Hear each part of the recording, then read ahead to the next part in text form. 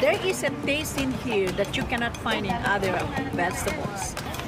And the more you eat, the more it's become tasty and you keep on, asking for it. What this farmer in Hawaii is talking about is not a vegetable, it's a tree. And while Vicky Domingo says it has an unusual flavor, there's more to this tree than meets the taste buds. You keep on eating and eating and you can feel your body is more energetic, more healthy, and you can see the difference. You're not dropping, you keep on, just so active. You have to remove one by one like this. Domingo says she has grown this tree on her farm for more than 25 years. She harvests moringa twice a week all year round.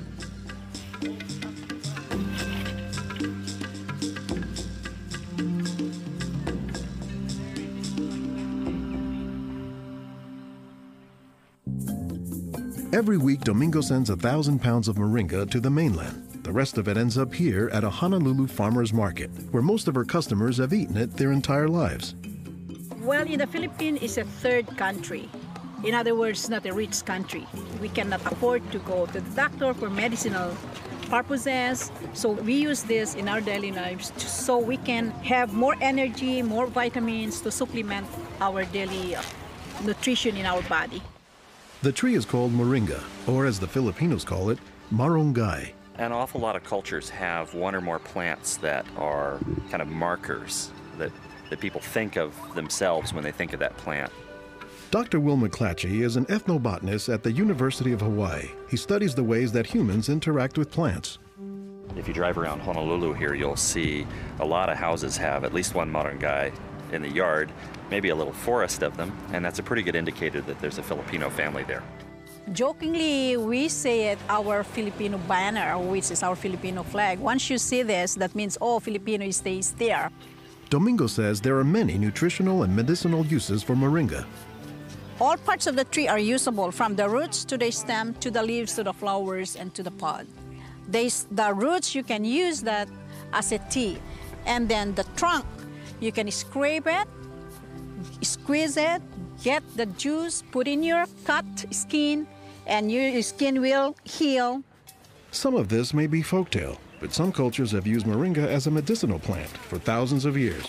McClatchy says moringa is worthy of its reputation as a tree with unusual nutritional properties. Thank you. Moringa is one of these trees that is a multi-purpose plant that fulfills such a high percentage of kind of basic needs that when people get used to using it, they really can't see what it's like to live without it. And many cultures don't. Today, moringa is used as a remedy and, in essence, a multivitamin in many of the world's warmest regions.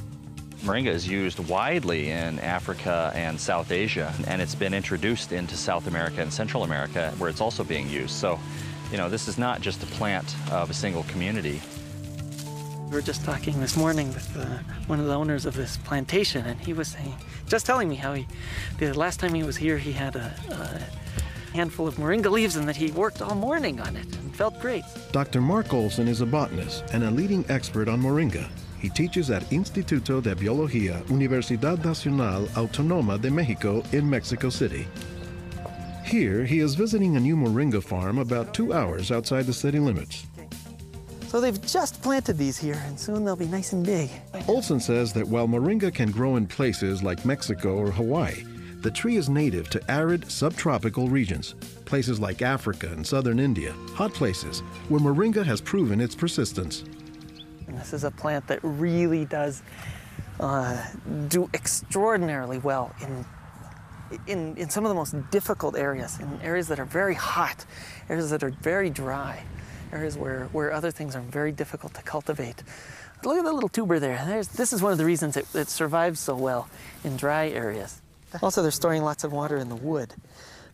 So that's one of the reasons this is such a remarkable tree. They don't have particularly deep roots. That's sort of a myth about moringas, that they survive because they have deep roots. No, they're storing water in their roots and their trunk. But moringa, says Olson, does a lot more than just survive, despite the tree's sometimes scraggly appearance. I don't think they're actually the most attractive tree. They're more a tree that you look at and you sort of love the way you love a scruffy friend or a scruffy dog. Because the branches sort of splay here and there, and they get burdened down with huge quantities of fruits on them. And that's actually what makes the tree so remarkable, is that it's such a generous tree. And that's because people have found multiple uses for so much of the tree, including its seeds. They're full of oil.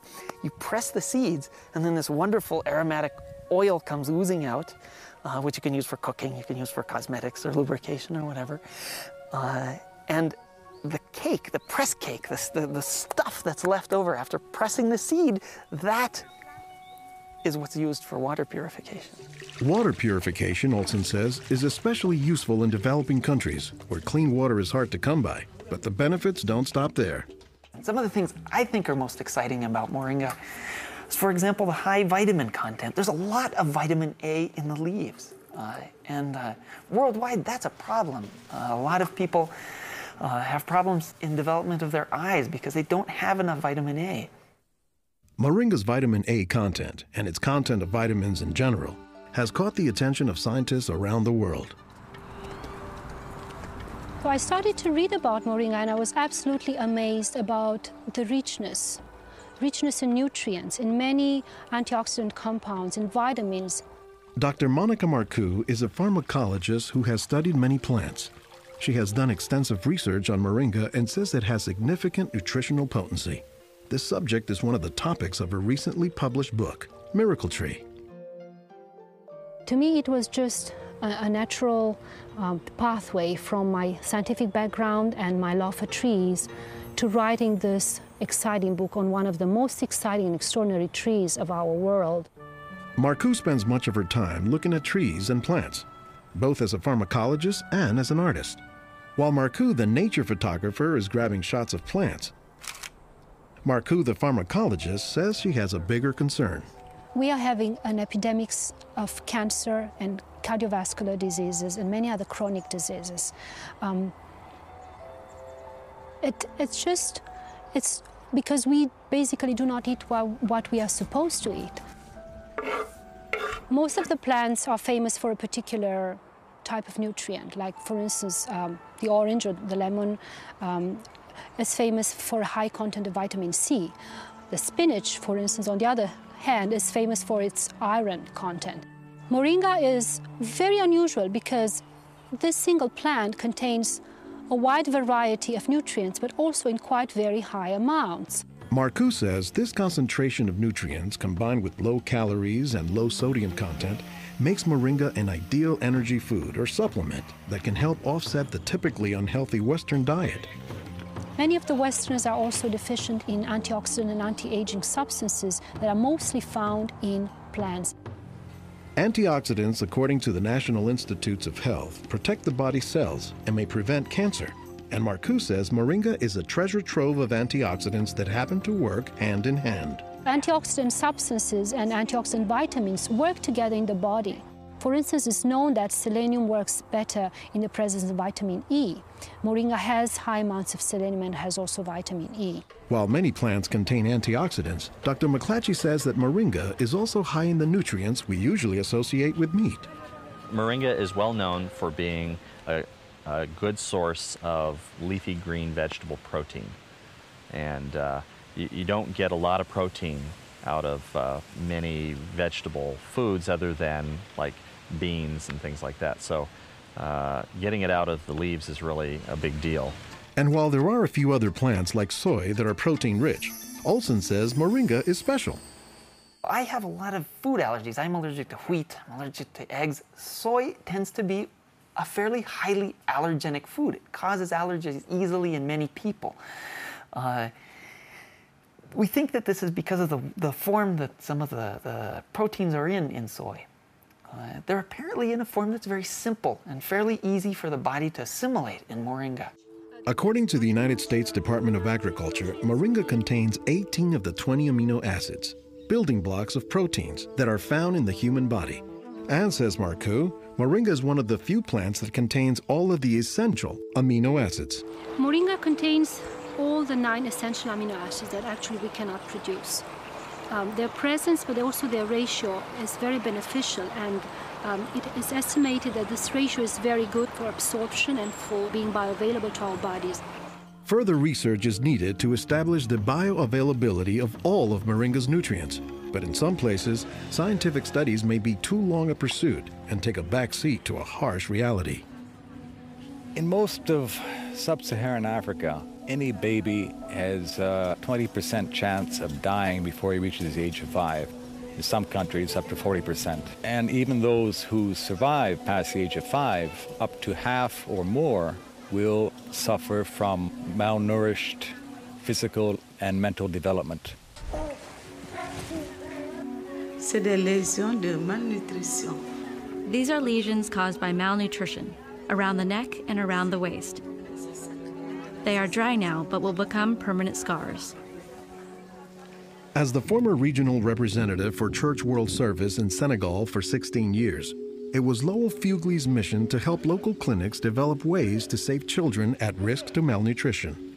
Having been born myself into a middle-class American family, I thought it was just by chance that I was born in these conditions and not in the condition of a poor African family in the bush of Africa and living a malnourished life.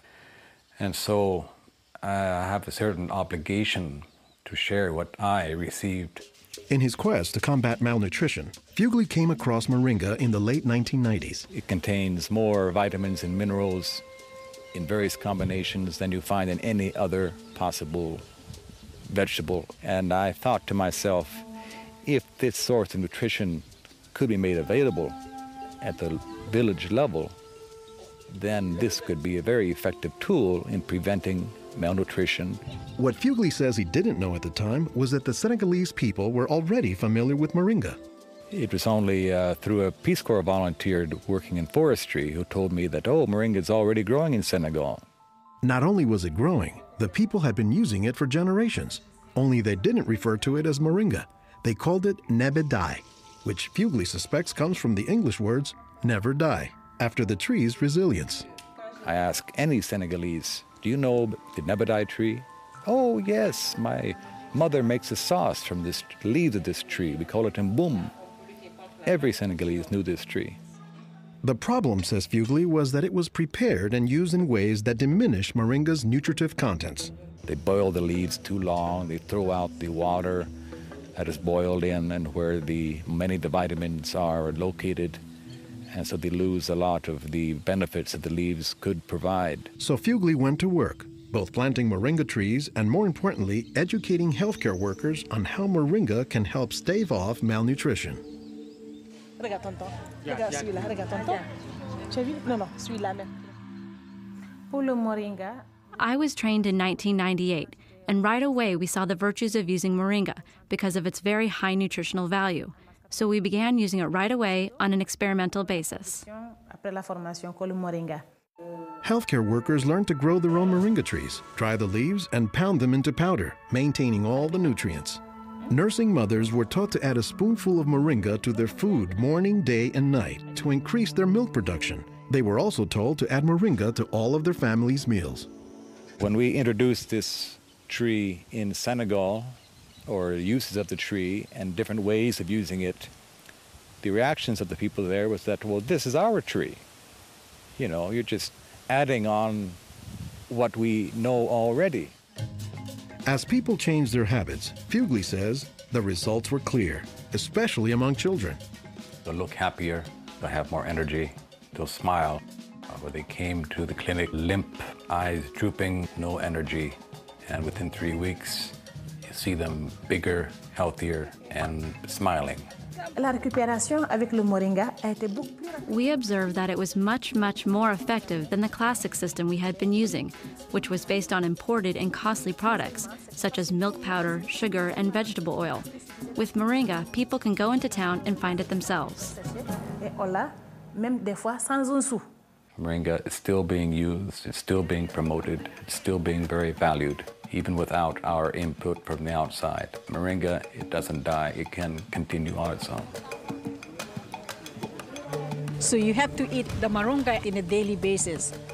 And all their grandkids are eating it every now and then, even my own children, and they are already professionals, and yet they come home and eat it.